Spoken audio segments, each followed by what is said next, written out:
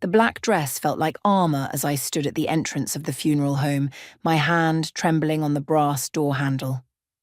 I'd rehearsed this moment countless times since receiving the call about Dad's passing, but nothing could have prepared me for what happened next. "Only family is allowed here."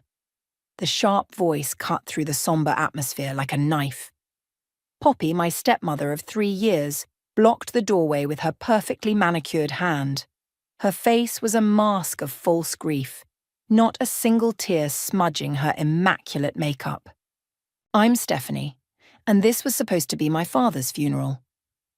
The father who raised me alone after Mom died, who taught me to ride a bike, who cried at my college graduation. And here I was, being denied entry to say goodbye." "I am family," I managed to say, my voice stronger than I felt. "He was my father." Poppy's lips curved into a cruel smile. "Was being the operative word, dear. I'm his wife, and I make the decisions now. We're keeping this intimate." Behind her, I could see familiar faces filling the chapel. Friends from Dad's golf club, distant relatives I barely knew, even her yoga instructor. My blood boiled. "You've got to be kidding me," I said, taking a step forward. "That's Derek from Dad's accounting firm. He met him twice." "Stephanie," a familiar voice called out. My cousin Rebecca pushed past Poppy, wrapping me in a tight hug. "I've been looking everywhere for you." Poppy's facade cracked slightly. She couldn't stop Rebecca without making a scene, and she lived for maintaining appearances. "Let her in," a deep voice commanded. Hassan, Dad's lawyer, appeared beside Poppy. His presence carried authority that even she couldn't ignore. "Mr. Kelly specifically requested his daughter's presence in his final arrangements." Poppy's nostrils flared, but she stepped aside. As I walked past her, she whispered, "Enjoy the show. There won't be much left for Daddy's little girl." The service was a blur of faces and voices. I sat in the front row, Rebecca's hand squeezing mine as speakers shared memories of Dad. Poppy played the grieving widow perfectly, dabbing at dry eyes with a monogrammed handkerchief. During the eulogy, I noticed Brian, Dad's friend from the country club, watching me intently. He whispered something to Poppy, who nodded slightly. The exchange made my skin crawl. After the service, Hassan approached me. "Stephanie, we need to discuss the will reading tomorrow. Your father left specific instructions." "What kind of instructions?" I asked, noticing how Poppy suddenly appeared interested in our conversation. "Everything will be clear tomorrow," Hassan said carefully. "Just know that your father was prepared." Poppy interrupted, placing her hand on Hassan's arm. "Surely we can handle this privately, Hassan. No need to burden Stephanie with these matters so soon after her loss." Hassan removed her hand firmly. "The reading is at 2 p.m. tomorrow. All parties must be present." As people began filtering out, Rebecca pulled me aside. "Something's not right, Steph. Have you seen the estate lately? Poppy's been spending money like water. That tennis court she built last month? The new pool house?" I hadn't visited the estate since Dad married Poppy. The few times I tried, she'd made excuses about Dad being too busy or too tired. "She's up to something," Rebecca continued. "And Brian's involved. I overheard them talking about offshore accounts last week." Before I could respond, Hassan pressed an envelope into my hands. "Your father wanted you to have this before tomorrow's reading. Don't open it until you're alone." The envelope felt heavy, like it carried more than just paper. As I left the funeral home, Poppy's voice carried across the parking lot. "Don't forget to check your mailbox, dear. I sent you a lovely sympathy card." The mockery in her tone made my decision clear. Dad had built his legacy from nothing, working countless hours to create something meaningful. I wouldn't let Poppy destroy that.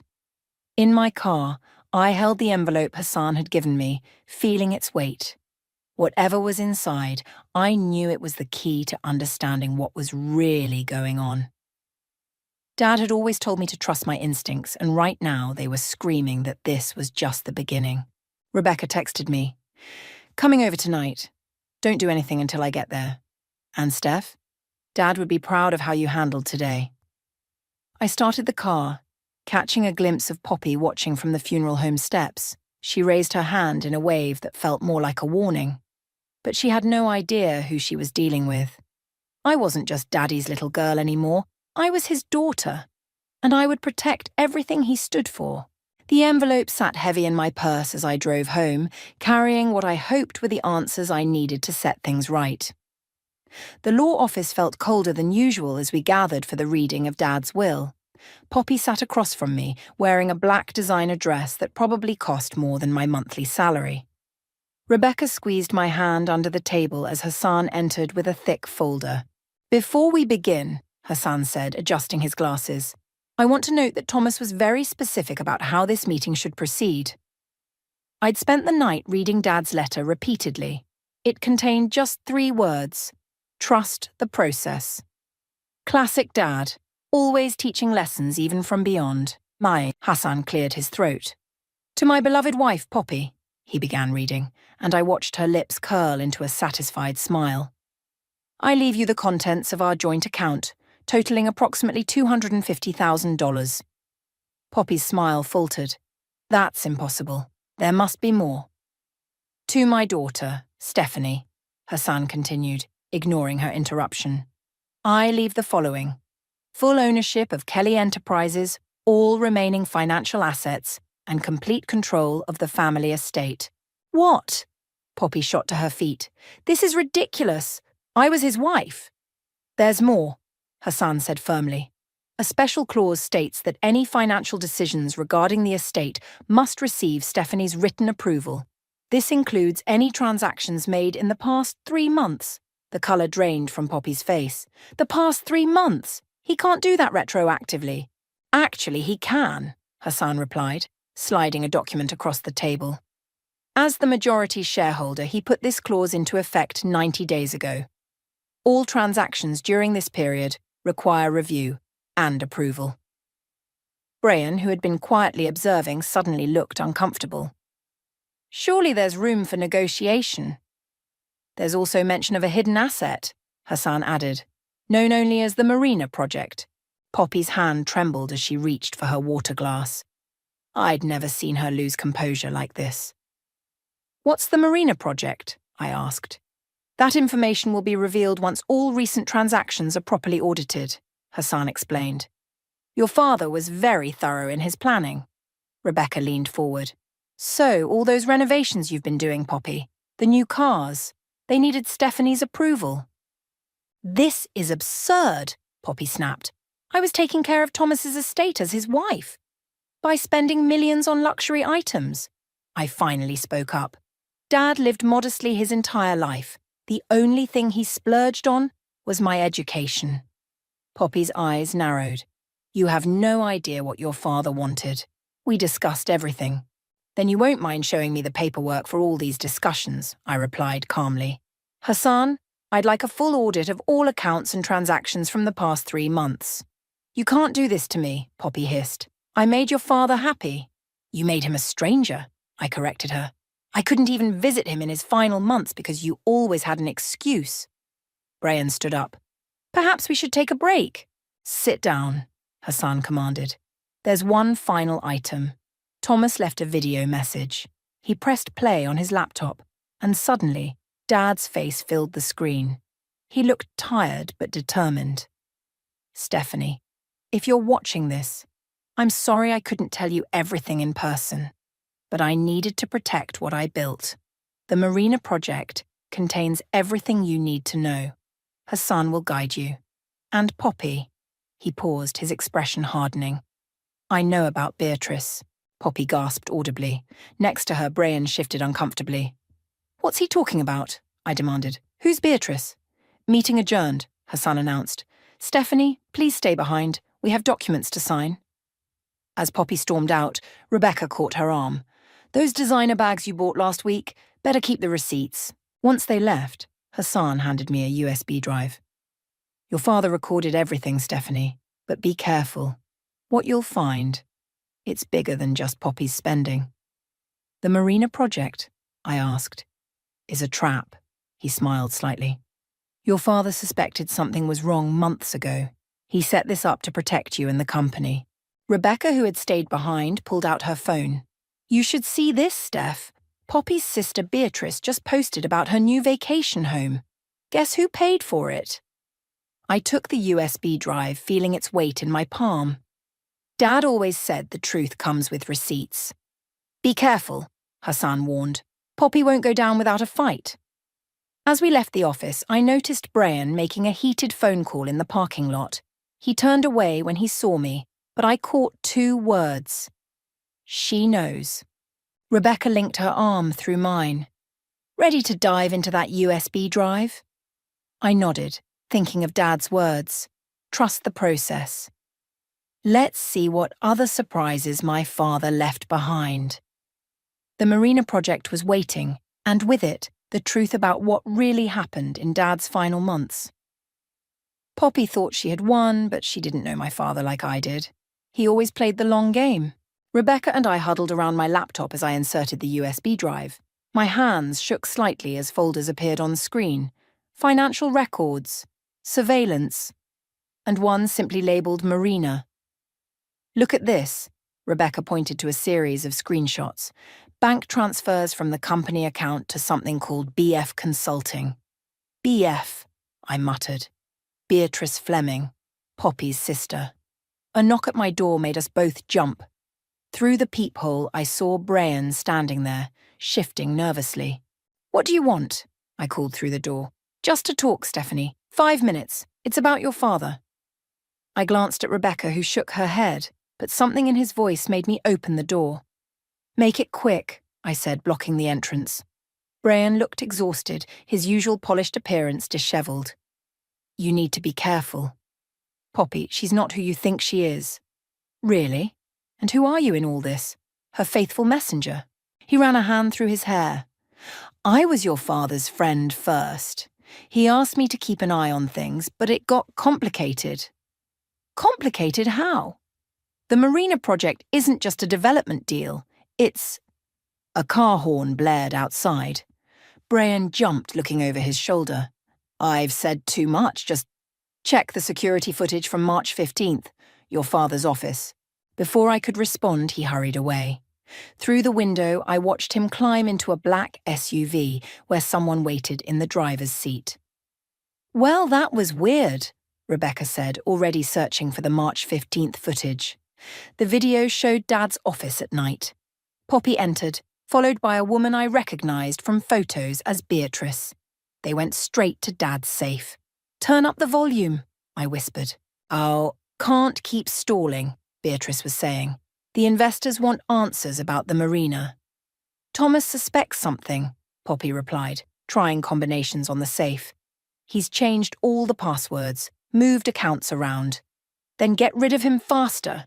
The deadline's approaching and we need those documents." I felt sick.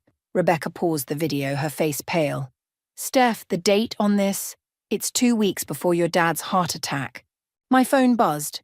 A text from Hassan. "Found something. Meet me at the office. Now." 20 minutes later, we sat in Hassan's office as he spread documents across his desk.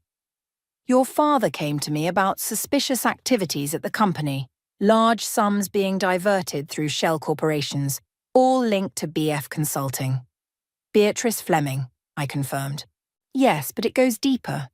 She's involved with some questionable real estate developers. The Marina project was supposed to be your father's crowning achievement, affordable housing for seniors. But Poppy and Beatrice had other plans." "Luxury condos," Rebecca guessed, scanning through papers. "With inflated costs and kickbacks," Hassan nodded. "Your father discovered their scheme and started gathering evidence. That's when things went wrong." A familiar voice interrupted us. "Still working late, Hassan?" Poppy stood in the doorway, Beatrice beside her. My stomach churned at seeing them together, knowing what I now knew. "Just catching up on paperwork," Hassan said smoothly, subtly sliding documents into a folder. "How convenient," Poppy smiled coldly. "Stephanie dear, I was hoping we could talk about your father's wishes." "His wishes seem pretty clear from the will," I replied.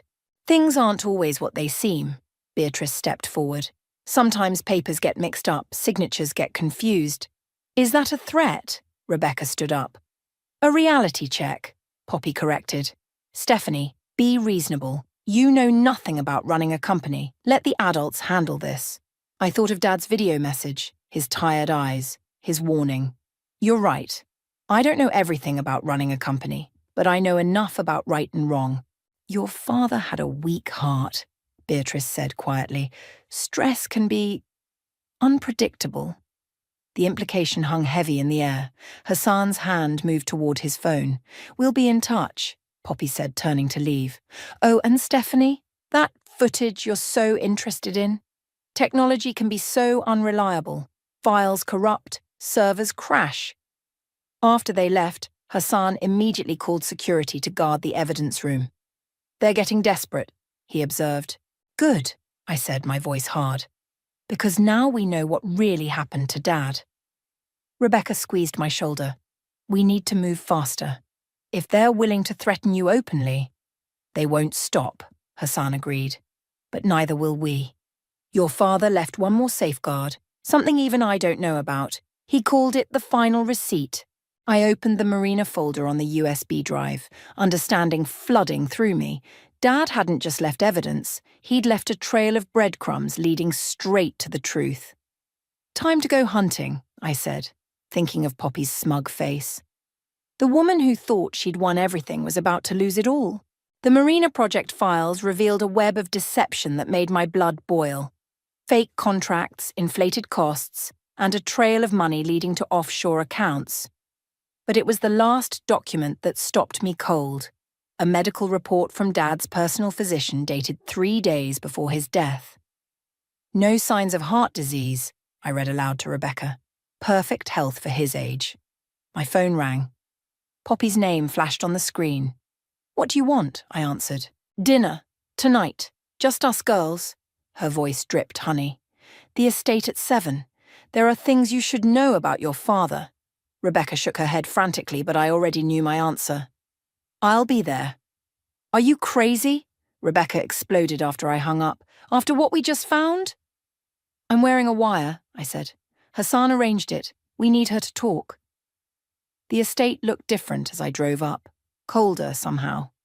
Poppy answered the door in a silk robe, champagne glass in hand. Stephanie, darling, come in. Beatrice is joining us. Of course she was.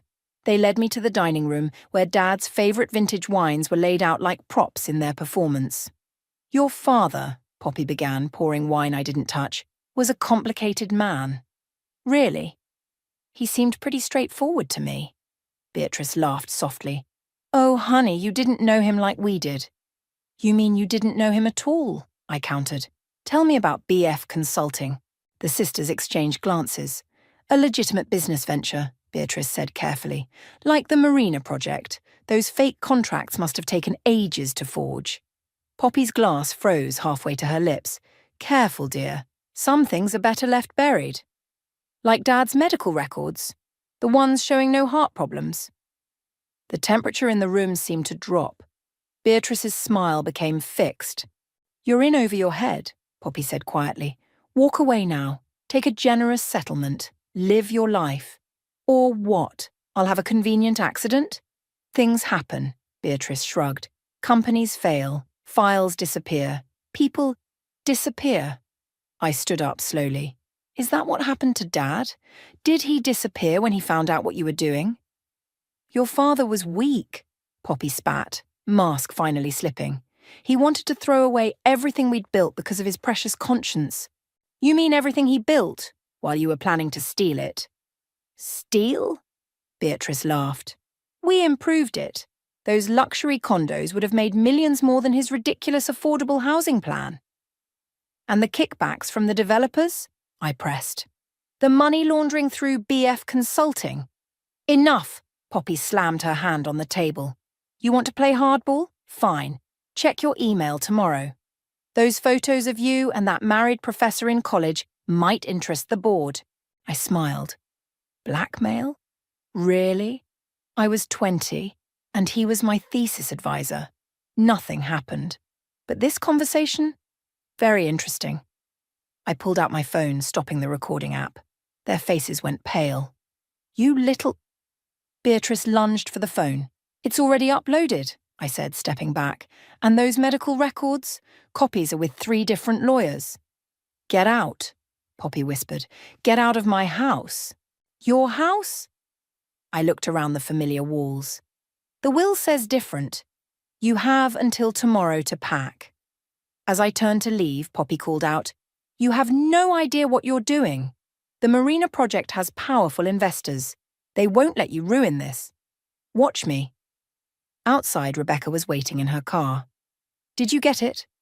I nodded, hands shaking now that it was over.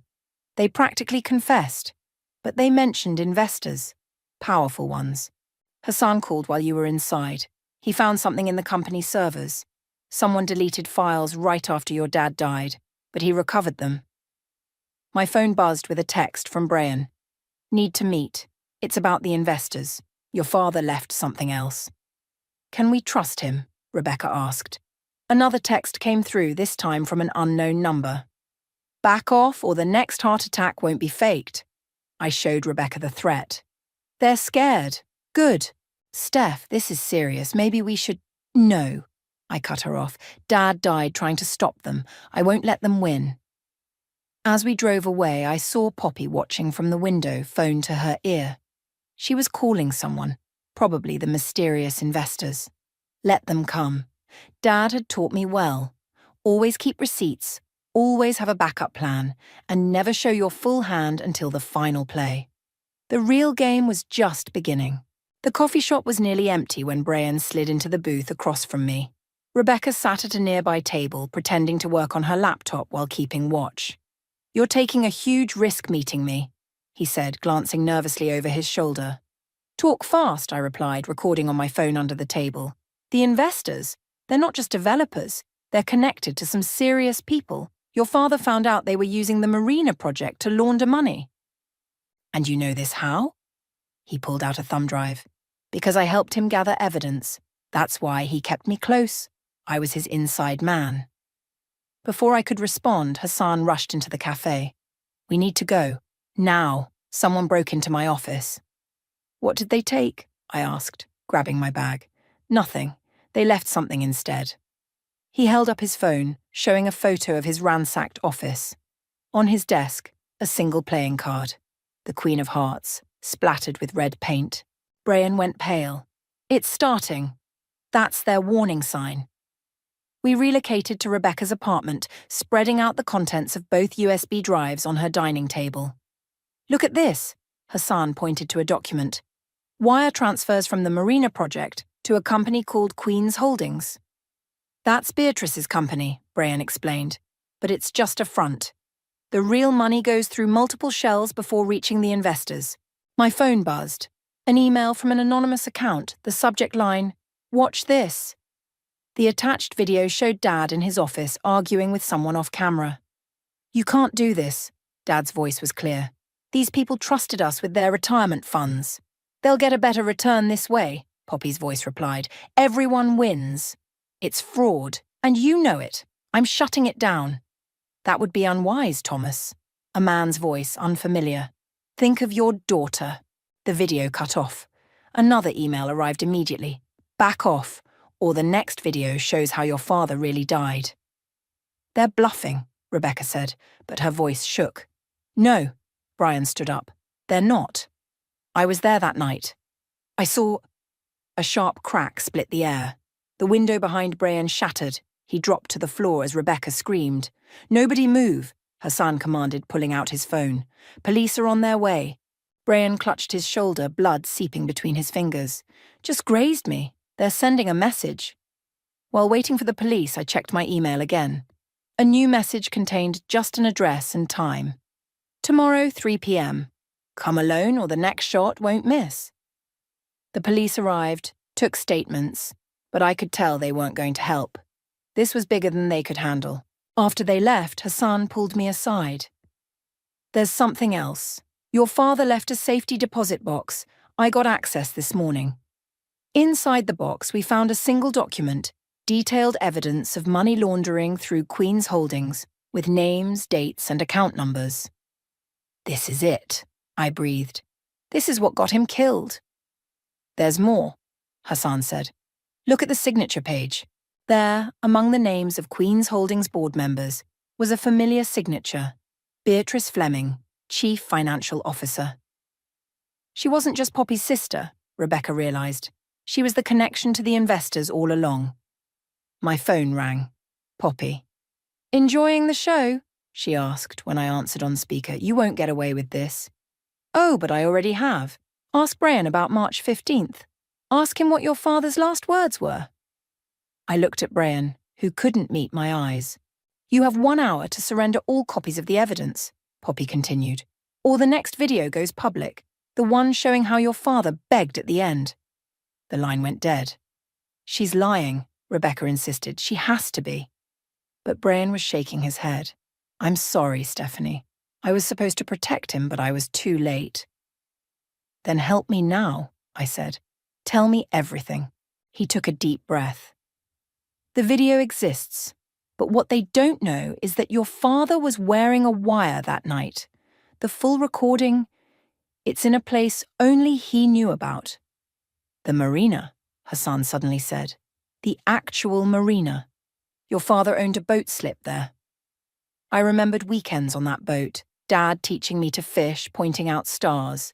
He always said the water held secrets. We have 1 hour, I said, standing up. Let's make it count. Outside, a black SUV crawled past Rebecca's apartment. They were watching, waiting for us to make a move. But they didn't know what I knew. Dad's favourite saying, the best place to hide something is in plain sight. The marina held the truth, and this time I was ready for whatever waited in the shadows. The marina's security lights cast long shadows across the docks as we approached Dad's old slip. The Sweet Caroline, named after Mom, sat quietly in the dark water. 2 cars following us, Rebecca whispered from the back seat. Black SUV and a silver sedan. Let them come, I said, pulling into the parking lot. Brian, you're sure about this? He nodded, still holding his injured shoulder. Your father spent every Sunday here the month before he died. Said he was organising his thoughts. Hassan met us at the dock, carrying a small toolkit. Security cameras are looped. We have 20 minutes max. The boat's cabin was exactly as I remembered. Worn leather seats, the old navigation system, and Dad's lucky fishing hat still hanging by the wheel. But something was different. The floorboards, Brian pointed, under the captain's chair. Hassan worked quickly with a screwdriver. The third board lifted to reveal a waterproof case. Footsteps on the dock. Well, isn't this cosy? Poppy stood there, Beatrice beside her. 4 men in suits spread out behind them. You're trespassing, I said, standing up. Funny, I was about to say the same thing. Poppy's smile was razor-sharp. Hand over the case, dear. It's not what you think, Beatrice added. Your father was confused at the end, paranoid. Paranoid enough to wear a wire, I challenged, to record everything. One of the suited men stepped forward. Miss, you don't want to play this game. Walk away. Take a vacation. Forget what you think you know. Like you made Dad forget? The words burned coming out. With whatever you put in his drink that night, Poppy's composure cracked. You have no idea what you're talking about. March 15th, I said. Dad confronted you about the marina project, about the money laundering, about everything. Thomas was going to ruin years of careful planning, Beatrice snapped. We tried to reason with him. By poisoning him? Hassan's voice was cold. By making it look like a heart attack? The suited man moved closer. Last chance. The case now. You know what's funny? I said, reaching into my jacket. Dad taught me something about boats. Always have a backup plan. I pulled out my phone, pressed play. Dad's voice filled the night air. If you're hearing this, I'm dead. Poppy and Beatrice think they destroyed all the evidence, but they missed something. The real Marina Project files, the offshore accounts, the recordings of every meeting, it's all been sent to the FBI's Financial Crimes Division. Poppy's face went white. You're bluffing. The timestamp on that email? I showed them my screen. 10 minutes ago, Dad set it up to send automatically if I entered the boat's security code tonight. Chaos erupted. Two of the suited men ran. Beatrice grabbed for the case, but Rebecca was faster, swinging Dad's old fishing rod like a weapon. It connected with Beatrice's shoulder, sending her stumbling backward. "You little bitch!" Poppy lunged at me. Police sirens wailed in the distance. Hassan smiled. "Right on schedule." "You set us up," Beatrice realized too late. "No," I corrected her. "Dad did. Every Sunday here, he wasn't just organizing thoughts, he was organizing your downfall." Red and blue lights flooded the marina. FBI agents swarmed the docks, weapons drawn. "Federal agents! Everyone on the ground!" Poppy tried to run but slipped on the wet dock. As agents cuffed her, she screamed, "You have no proof!" I opened the case, revealing a laptop and hard drive. "Actually, we have everything. Every transaction, every threat, every meeting, including March 15th. "Your father was smarter than we thought," Beatrice said bitterly as agents led her away. Brian stepped forward. "Stephanie, I'm sorry. I should have told you sooner." "You helped him in the end," I said. "That counts for something." As the chaos settled, I sat in Dad's captain's chair, running my hand over the worn leather. Rebecca joined me, holding Dad's lucky hat. "There's one more thing," Hassan said, handing me an envelope from the case. "Your father left this for after." Inside was a single photo, Dad and me on this boat, both laughing, from my last birthday before Poppy. On the back, he'd written, "Justice comes to those who wait. I love you, sweetheart. The Marina Project was always about protecting you." "The FBI wants statements," Rebecca said gently. I nodded, standing up. Through the cabin window, I watched Poppy and Beatrice being driven away in separate cars, their empire of lies crumbling in a single night. "Ready?" Hassan asked. "Almost." I hung Dad's lucky hat back in its spot. Some things belonged right where they started. The marina's security lights still cast shadows, but they didn't seem as dark anymore. Dad had left me more than evidence. He'd left me the truth. And sometimes that's the most powerful weapon of all. The courthouse buzzed with tension as I took the witness stand. Poppy sat at the defendant's table, designer outfit replaced by prison orange, her perfectly manicured nails now bitten to the quick. "Please state your name for the record," the prosecutor began. "Stephanie Kelly." "And can you identify the contents of Evidence Exhibit A?" I looked at the laptop and hard drive. Dad's final gift. "Yes. These contain recordings and documents detailing the money laundering operation run through the Marina Project." "Objection," Poppy's lawyer stood. "Speculation." "Overruled," the judge said. "Continue." The prosecutor played the March 15th recording. Dad's voice filled the courtroom. "I won't let you steal from innocent people, Poppy. These retirement funds—" "You're being dramatic, Thomas." Poppy's recorded voice was cold. "Take the money and look the other way." "Like you want me to look the other way about the poison you've been slipping into my drinks?" Gasps echoed through the courtroom. Present-day Poppy's face contorted with rage. "That's a lie," she shouted, standing up. "He was paranoid." "Order!" The judge banged his gavel. "Mrs. Moore, control yourself." The recording continued. A man's voice, now identified as one of the arrested investors, said, "Don't be difficult, Thomas. Accidents happen." "They do," Dad replied. "That's why I'm wearing a wire." The prosecutor stopped the playback. "What happened next, Ms. Kelly?" "According to the medical examiner's new report, my father was poisoned with a substance that mimicked heart attack symptoms. He died 3 days later." Beatrice, testifying as part of her plea deal, was next on the stand. "It wasn't supposed to go that far," she said, avoiding my eyes. "The plan was just to scare him." "Who gave the order?" the prosecutor asked. "Poppy. She said Thomas was becoming a liability. The investors were getting nervous about the money laundering operation." "You lying snake!" Poppy lunged at her sister, requiring 2 guards to restrain her. The judge called a recess. In the hallway, Rebecca hugged me tight.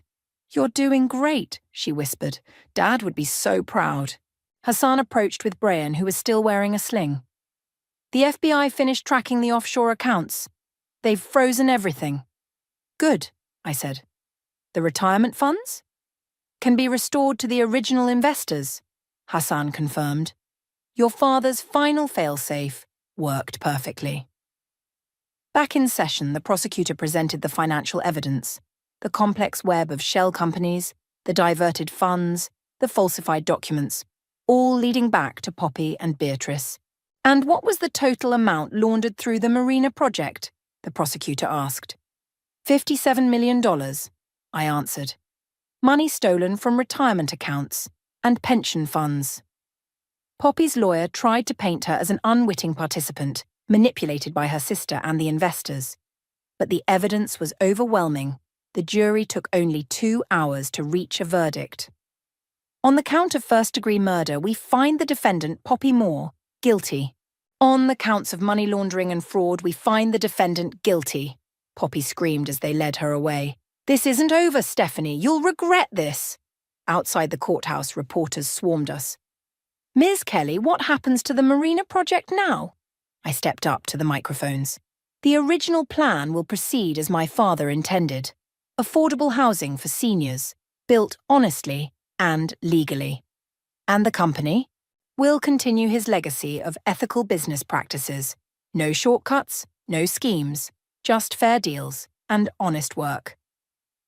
Later that evening, we gathered at Dad's boat. Hassan handed out champagne. To Thomas, he said, raising his glass, who planned the perfect revenge from beyond the grave. To Dad, I echoed, who taught me that justice is worth fighting for. Rebecca pointed to a small package on the captain's chair. This was in the evidence locker. They just released it. Inside, I found Dad's journal. The last entry, dated March 15th, read, My dearest Stephanie, if you're reading this, the truth has finally come out. I'm sorry I couldn't tell you everything, but I needed to protect you. Remember what I always said about karma? It's not revenge we should seek, but justice. You are my greatest achievement, not any business deal or project. I know you'll make the right choices. All my love, Dad. Brian cleared his throat. The FBI wants to know if you'll testify against the remaining investors next month. I looked around at my support team. Rebecca, Hassan, Brian, all brought together by Dad's final plan. Of course, I said. We finish what he started. The marina lights reflected off the water, creating dancing patterns on the boat's hull. Somewhere, I hoped Dad was watching, knowing his legacy was safe.